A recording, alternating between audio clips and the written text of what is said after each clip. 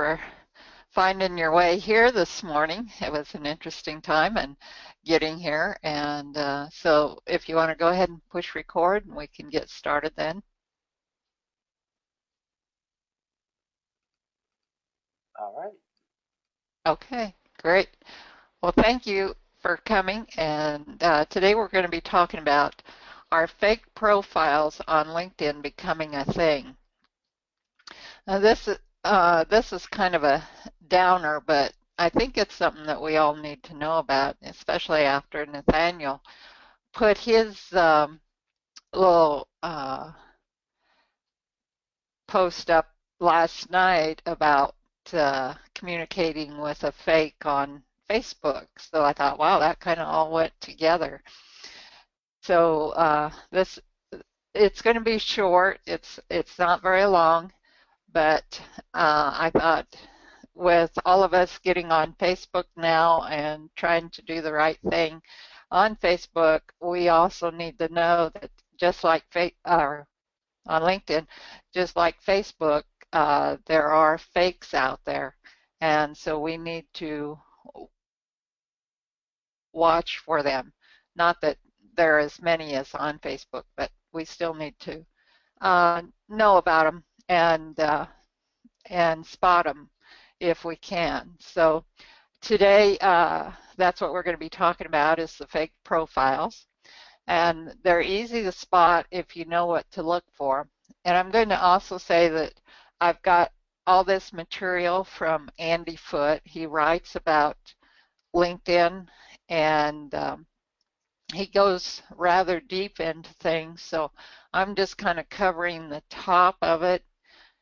So if you want to learn more, you can go to his blog and check it out. But his blog post was where I got all of this information. So we'll be covering what to look for and why, and what the motivation for being fake on LinkedIn is.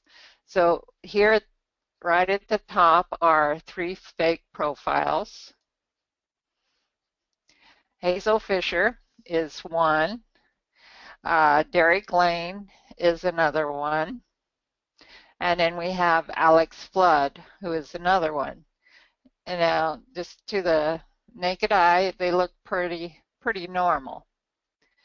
So here is where we're going to take a look, and hopefully you can see this. I'll try and make it a little bigger for you there. That ought to work. So what I did was I took and marked so you could kind of see a little bit as to what to watch for when they're fake. The first off, you'll notice a fake profile photo. Sometimes the names will be oddities.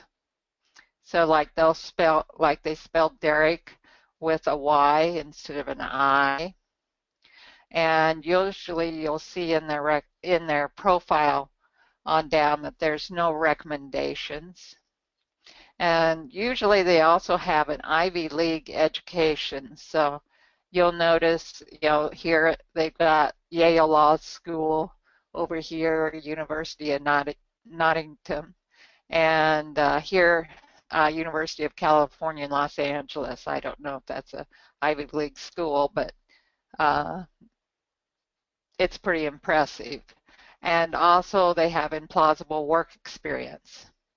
So one of the things you'll notice about their photo is there's bad cropping. And you'll notice that these photos aren't centered or anything.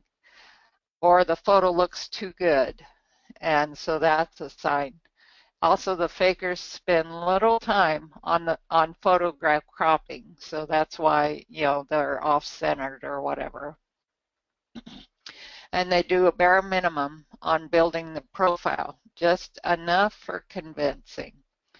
And this has been one thing that I have been concerned about, when I showed you that video at the very first, I think it was the second webinar that we had. I showed a video where this guy said to go down your mobile phone and just, he said he was doing 200 a day that way, just clicking all the check marks. And I thought, ooh, sometimes you need to really go in and check their profiles, because so many of these people we have never ever heard of. And so I have been reading a lot of people saying, why are you connecting with people you don't even know? So you kind of have to, you have to be the judge as to who you want to connect with and stuff, but always go and look at their profiles and check them out and see if they're for real or not, or if they're even somebody that you want to connect with. There's a lot of foreigners on here, and a lot of them write in their own language, so that doesn't do us very much good if we don't speak their language. So, and I'm also noticing there's a lot more of that on Facebook. So this kind of goes with any of your social media. We all have to be careful. So to check someone's profile picture, you can do a reverse image search using TinEye. So that's tineye.com, or Google reverse image search, which is google.co.uk/IMGHP. TinEye has a handy Chrome extension, and Ambit, I don't know how you pronounce that word, has created a wrapper of Google image search, which works on mobile devices. And Amit's tool, which this is the link here, lets you perform a reverse image search from your phone. You'll initially have to save the image you want to search on your iOS or your Android device before you probe.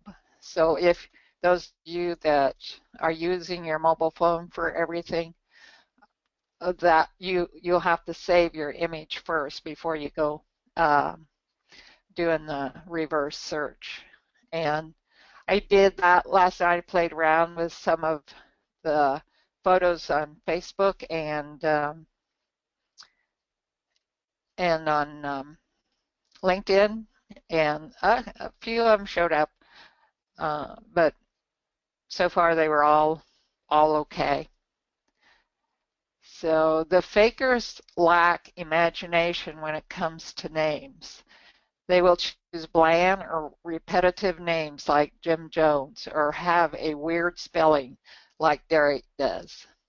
They usually make mistakes in the experience section because they are not familiar with functions, titles, and industries. No work experience should raise red flags. The guy in the picture as Derek is actually a real guy that is from Europe, and he challenges Facebook on their privacy-related areas for Europe. So this guy is an actual person, but they went and just used his picture instead of using their own picture. Okay, so he is actually Professor Dr. Johannes Casper. And next is to check their bio. Usually you will see that it doesn't make sense or there is none. If they use Recruiter, that Recruiter is a popular fake profession on LinkedIn because we tend to lower our guard for recruiter connection requests. What is the payoff for them to do this? Their motivation, which is the 7 cents of LinkedIn fakes. One is seniority. It gives them instant seniority, carries more weight, and opens more doors for them. 2, disguise. They can sell without stigma or consequences. 3, data. LinkedIn data has value and is great for email list building. Accurate and current data fetches the highest prices. And 4, impersonalization. Imposters on LinkedIn have the ability to damage the reputation and prospects of competitors. They can also engage in corporate espionage with immunity. 5, connections. There's a lot of info available on LinkedIn. The contextual nature of that info gleaned when someone connects with you and your network elevates it to intel status. And all that goes along with dating and intel also.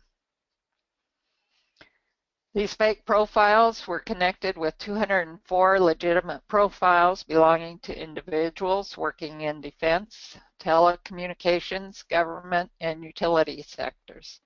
A quarter of the victims worked in the telecommunications sector in the Middle East and North Africa.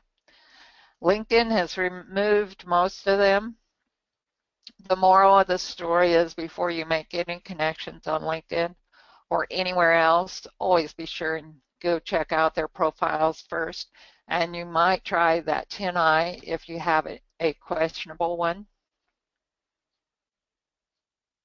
And what I've found is, at least on Facebook, if you have a conversation with them, you can usually pick them out pretty fast. You can detect their anger with you, or they don't answer your questions like they should. LinkedIn is a great target for the fraudsters because they're looking to harvest professional grade data. They'll connect with you to get your email, and then they'll connect with everyone in your network to do the same. LinkedIn is a gold mine for them because of all the data in LinkedIn. If they get your information, they may contact you with a standard thing that they are stranded in a foreign country and got their wallet stolen and they need you to send them money or get your SSN and other personal details. They're a fake job for their fake job advertisement.